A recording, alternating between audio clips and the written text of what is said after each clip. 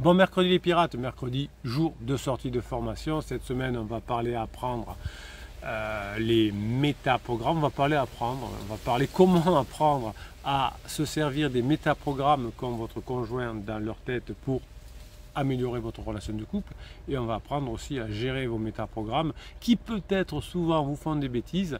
On va voir tout ça cette semaine. Les métaprogrammes ont été ensuite repris il y a quelques années par la PNL évidemment, mais on va parler avec les neurosciences, les cartes cognitives et les métaprogrammes qui vont vous permettre de ressortir vainqueur de cette crise de couple, puisque les crises de couple ne sont pas faites pour se séparer mais pour s'améliorer.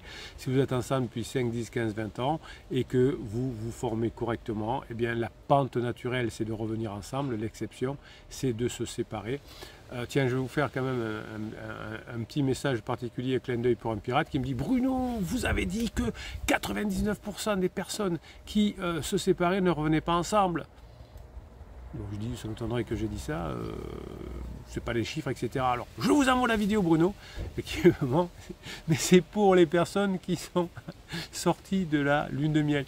Effectivement, quand on sort de la lune de miel et qu'on se sépare, définitivement, alors il peut y avoir des rebonds, ensuite 99% des cas on ne revient pas ensemble. En revanche, la pente naturelle c'est de revenir ensemble quand on a été ensemble depuis 5, 10, 15, 20 ans et qu'on a traversé une crise de couple. Donc petit clin d'œil pour ce pirate, 99% des personnes ne reviennent pas ensemble après la relation entre crise et pansement, notamment pour les autres, la pente naturelle est de revenir ensemble. Il y a un chiffre qui circule qui n'est pas exact, mais peu importe, que la moitié des couples finissent par se séparer. Oui, parce que là-dedans, on tient compte de la lune de miel. Quand on est ensemble depuis moins de 5 ans, qu'on est en lune de miel, eh bien, il arrive la plupart du temps de se séparer. C'est la normalité de se séparer après la lune de miel. Seule une ou deux histoires dans notre vie, ou 3 histoires, finissent par passer la lune de miel et on se met ensemble pour plusieurs années. Donc ça c'est la nature des choses. Après la lune de miel on se sépare, sauf exception. Et avec une fois qu'on est ensemble depuis 5, 10, 15, 20 ans, une fois qu'on est en crise, eh bien on revient ensemble. L'exception c'est de se séparer. Vous voyez, c'est le cas contraire. Il faut être précis les pirates, je vous kiffe. Donc les métaprogrammes sont des filtres inconscients, mais comme avait cette personne-là qui disait: ouais mais ça, j'ai trouvé une phrase dans une vidéo du capitaine, si on l'enlève de son contexte, peut-être que... Non, les métaprogrammes sont des filtres inconscients qui vont déterminer votre façon de percevoir le monde et d'interagir. Si par exemple vous pensez que tout le monde se sépare, eh bien on va avoir tendance à fonctionner de cette façon-là aussi. Vous et votre conjoint, vous avez des métaprogrammes dominants qui vont guider vos pensées, qui vont guider vos émotions et votre comportement. Quand vous êtes un pirate qui a réussi, c'est-à-dire que vous avez compris grâce aux formations que la crise de couple n'est que passagère, que si vous faites ce qu'il faut, vous allez réussir, vous allez guider vos pensées, vos émotions et vos comportements. Donc dans un couple, lorsque les partenaires ont des métaprogrammes très différents, vous êtes sorti de la phase 3, vous êtes déjà en phase 4 et votre conjoint rame en phase 3, la phase d'exploration, ou votre conjoint est déjà en phase d'exploration mais vous ramez, vous êtes resté en phase 2, la phase de sécurisation qui s'est terminée en phase de distantation. Eh bien si vous avez du coup des métaprogrammes différents, vous aurez des incompréhensions et évidemment des tensions. Heureusement vous avez compris grâce aux formations que vous allez pouvoir vous rendre rapidement dans la phase 4 du couple et être attractif dans votre nouveau fonctionnement pour votre conjoint qui s'est perdu en phase 3, qui a essayé de trouver des solutions avec un pansement, ça n'a pas marché, qui a essayé de trouver des solutions avec le silence radio, ça n'a pas marché, qui a essayé de vouloir divorcer, ça n'a pas marché, et vous allez apprendre vous maintenant à attirer cette personne en phase 4 puisque les nouveaux métaprogrammes que vous allez mettre en place vont entraîner de l'harmonie dans votre relation. Alors les métaprogrammes, ce sont des lunettes colorées que vous portez en permanence à votre insu.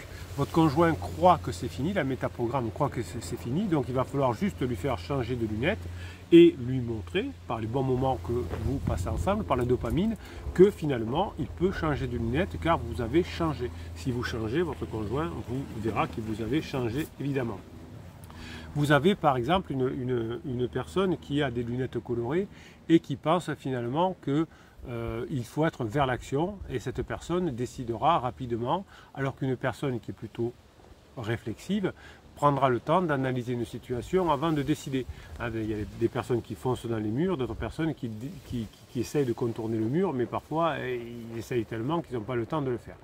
Donc vous avez des métaprogrammes qui sont déjà faits en vous, et la première chose, pour que vous compreniez bien comment fonctionne tout ça, c'est de commencer par identifier vos propres métaprogrammes dominants et ceux de votre conjoint.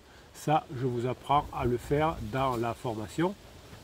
Vous allez apprendre à découvrir la palette de couleurs naturelles que vous utilisez pour peindre le tableau de votre vie.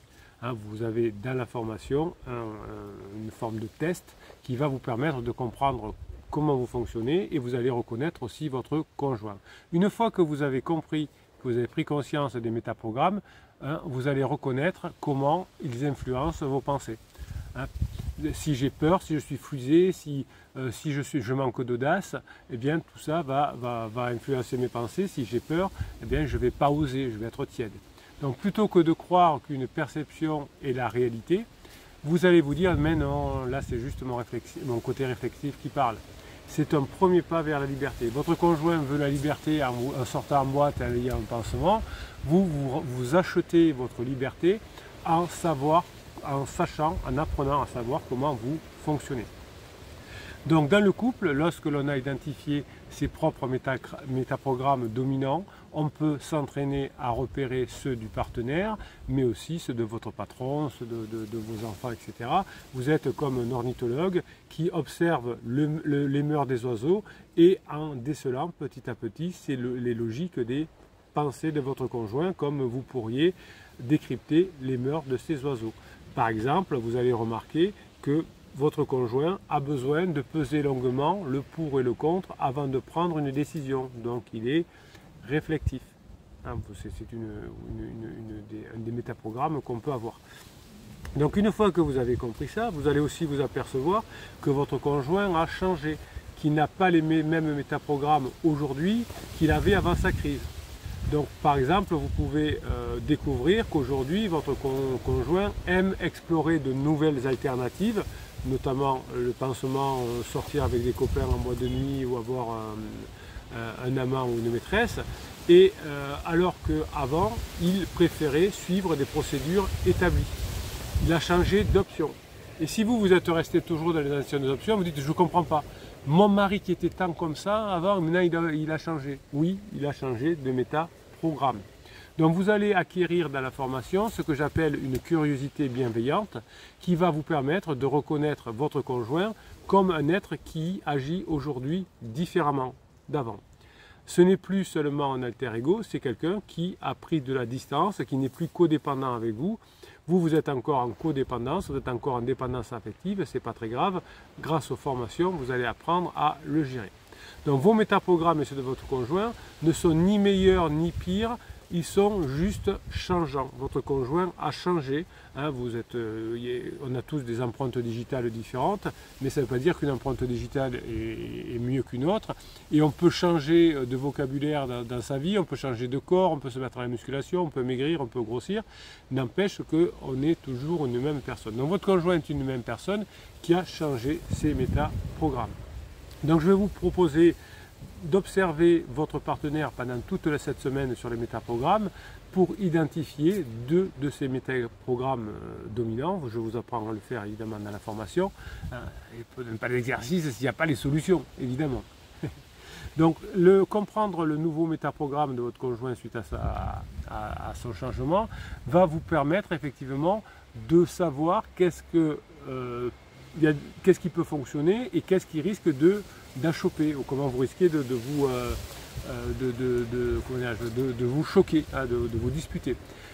Une fois que vous avez compris comment le métaprogramme de votre conjoint a changé, vous allez pouvoir à nouveau entrer en résonance. C'est un peu comme accorder un instrument de musique avant de jouer un morceau. Alors par exemple, si vous avez vous avez pas de chance et vous avez trouvé un coach qui vous a conseillé le silence radio, donc de ne pas répondre à votre conjoint, etc. Vous ne pourrez pas voir que ces métaprogrammes ont changé. Donc vous continuerez à faire les mêmes erreurs qu'avant. Et si en plus vous ne travaillez pas sur vous, si le coach en question ne vous fournit pas des formations, des choses comme ça, vous ne pourrez pas montrer que vous avez changé. De toute façon, vous êtes en silence radio, donc ça ne servira à rien. Donc la relation est terminée. Donc le fait d'être à l'opposé de la silence radio, mais d'observer, de regarder, de voir comment fonctionne le nouveau métaprogramme de votre conjoint, vous permettra de comprendre ses nouveaux besoins et d'attirer vers vous votre conjoint puisque vous allez le nourrir avec ses besoins. Si votre conjoint est devenu très réflectif, au lieu de lui demander de décider rapidement, je vais plutôt lui dire, tu sais, je comprends que tu as besoin de réfléchir, prends le temps qu'il faut et dis-moi ensuite ce qui nous convient le mieux, hein, on va prendre un peu de temps pour y réfléchir. Votre conjoint avant était tout feu, tout flamme, il prenait des décisions tout le temps, aujourd'hui il ne prend pas de décisions. Souvent d'ailleurs quand on est en crise, on ne prend pas de décisions et ça c'est mieux, hein, heureusement. Donc votre conjoint vous pousse même à prendre des décisions. Tu as vu l'avocat, fais ce qu'il faut, appelle l'agent immobilier. Et s'il appelle l'agent immobilier lui-même, il va oublier, ou enfin il ne va pas suivre le truc, etc. On est tellement perdu, on change tellement d'avis souvent quand on est en crise qu'on n'a pas l'énergie pour faire des choses. Donc ils veulent vous les déléguer. Et si vous ne faites pas, il n'y a rien qui se passe évidemment. Alors comme vous avez très peur, vous faites. Hein, vous savez que les personnes qui ont divorcé autour de vous, souvent c'est la personne qui n'était pas en crise, qui a commis des interdits, qui a appelé lui-même le notaire, l'agent immobilier, etc. Hein, c'est comme si on dit à... Je ne sais pas si ça va être bonne ma métaphore, hein, à un troupeau de moutons, on dit appelle le boucher, hein, moi je n'ai pas le temps, appelle le boucher. Ah, pour faire plaisir à mon responsable du troupeau, je vais appeler le boucher. Ben non, là c'est un peu la même chose. Je ne sais pas si elle est bien ma métaphore, mais en tout cas elle est parlante la métaphore. Donc votre conjoint est devenu réflectif, donc adaptez-vous au nouveau programme. Et d'ailleurs, hein, faites en sorte que votre conjoint devienne, s'il devient réflectif, c'est bien. Hein, la plupart du temps, les personnes qui, au départ, pendant la phase d'alarme, veulent être dans l'action, hein, parce qu'il y a beaucoup d'adrénaline. Je veux divorcer, je veux tia. Et si vous calmez le jeu, eh bien, vous allez passer ensuite dans une phase réflective. Donc la phase numéro 1, pendant la phase d'alarme, votre conjoint est dans le métaprogramme vers l'action et ensuite votre conjoint va passer vers la réflexion parce qu'il s'aperçoit qu'avec pansement c'est pas terrible, que vous êtes en train de changer, que ça se passe bien entre vous parce que vous êtes en train de changer et là vous allez évidemment renverser la table comme on dit et récupérer votre conjoint. Donc cet effort de vous adapter au changement de métaprogramme de votre conjoint est extrêmement payant. D'abord parce que vous apprenez grâce à la formation quels sont les différents métaprogrammes, vous pouvez les appliquer dans votre métier, etc. Mais votre conjoint va enfin se sentir compris, va se sentir en sécurité et va se sentir accueilli dans sa différence. Comme vous n'aviez pas vu qu'il avait changé de métaprogramme et comme vous n'aviez pas conscience de vos métaprogrammes, eh bien vous étiez à côté de la plaque. Alors vous faisiez beaucoup d'énergie, beaucoup d'efforts. Vous me disiez Bruno, j'ai tout fait. Oui, mais vous avez tout fait, mais à côté.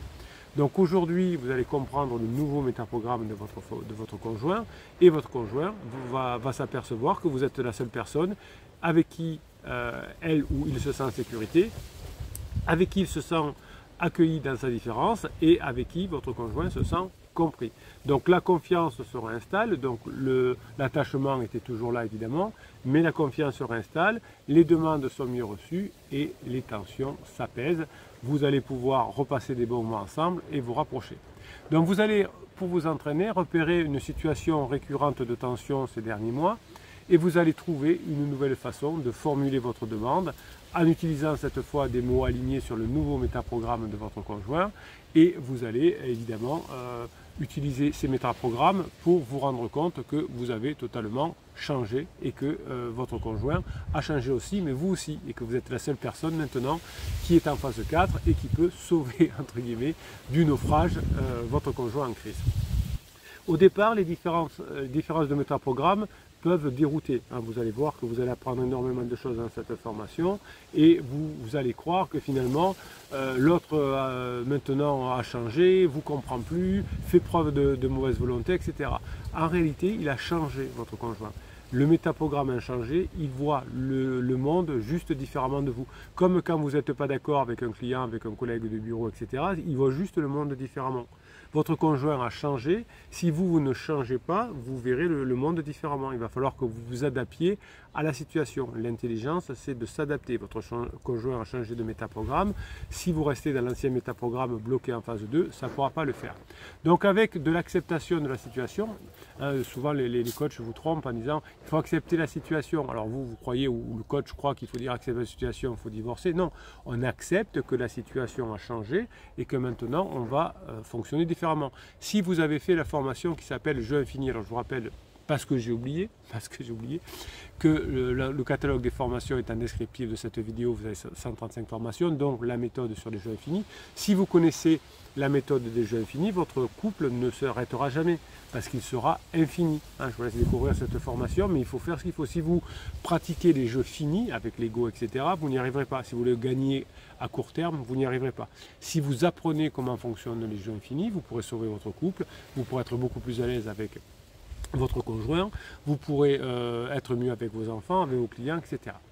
Donc vous allez accepter que la situation a changé et vous allez réaliser maintenant un nouveau puzzle, puisque vous allez avoir de nouvelles pièces, et chaque pièce du puzzle va apporter sa pierre à l'édifice et le rendre plus solide. Donc comme vous avez compris le nouveau métaprogramme de votre conjoint, vous aurez appris à le déterminer dans la formation, vous appliquerez vous une nouvelle stratégie pour correspondre au métaprogramme de votre conjoint. C'est comme ça qu'on arrive à récupérer son couple, et ensuite une fois qu'on a récupéré son couple, eh bien, votre conjoint fera tout pour réaliser vos propres besoins, pour rester avec vous, parce que vous serez la seule personne qui comprend votre conjoint. Un des métaprogrammes que je vous explique dans la formation s'appelle c'est en option. Voilà, c'est en option. Ça génère de nouvelles idées, alors que la nature procédurière de votre conjoint peut-être lui veut être de manière organisée.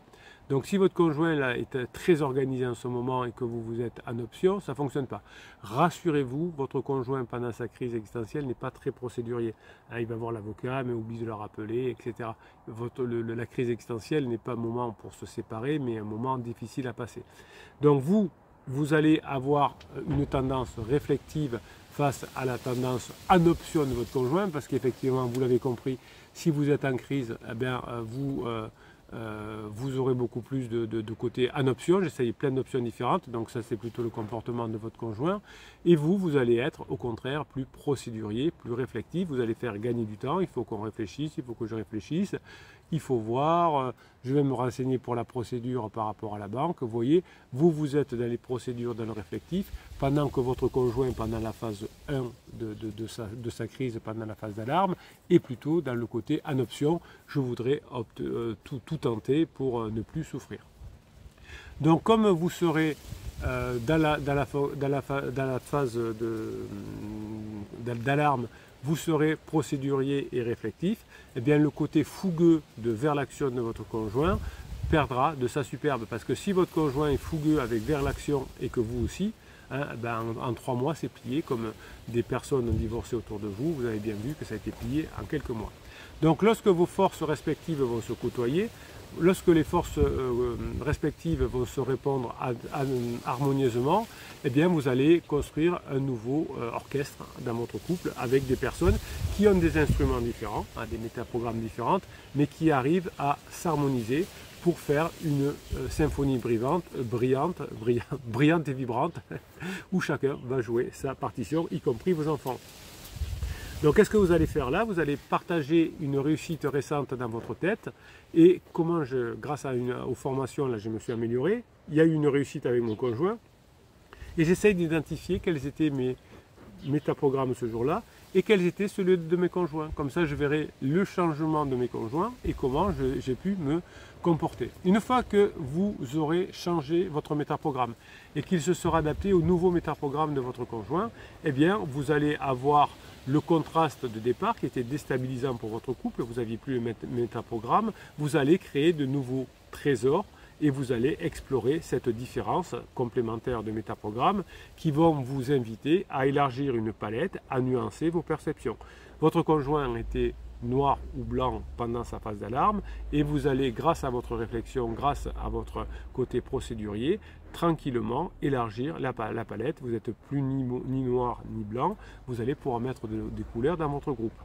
Votre conjoint ne sera pas très précis pendant sa crise existentielle. Si vous ne l'aidez pas à être précis, il ne le sera pas. Votre conjoint a plutôt une vue d'ensemble. On va divorcer, les enfants sont contents, je vais trouver un appartement. Il n'y a rien de très précis. Vous serez précis. Donc vous direz, j'ai besoin de temps, j'ai besoin de précision, il faut qu'on se voit pour en parler, on va se faire un petit resto, etc. Les explications que vont vous donner votre conjoint vont vous faire gagner du temps, vont montrer à votre conjoint qu'il n'est pas du tout prêt à se séparer, et vous allez avoir finalement des aspects qui vous échappaient au départ de votre conjoint, que vous allez pouvoir mieux comprendre aujourd'hui, et votre conjoint va s'apercevoir en discutant avec vous que ce ne sera pas si facile de se séparer, mais que ce sera plus agréable de rester ensemble. Et comme quand vous allez faire sur un restaurant, vous allez passer la majorité du temps à créer de la dopamine, et bien finalement votre conjoint verra que sa vision globale, mon conjoint est tout pourri, va être remplacée par une vision plus précise en disant je passe maintenant des bons moments avec mon conjoint. Du coup, comme vous aurez mieux compris le métaprogramme de votre conjoint et que vous aurez mieux compris votre métaprogramme, vos échanges vont se fluidifier, vous allez nourrir de nouvelles façons de prendre des bons moments ensemble, et telles des abeilles qui butinant sur le pollen, vous allez fertiliser votre relation pour qu'elle s'épanouisse.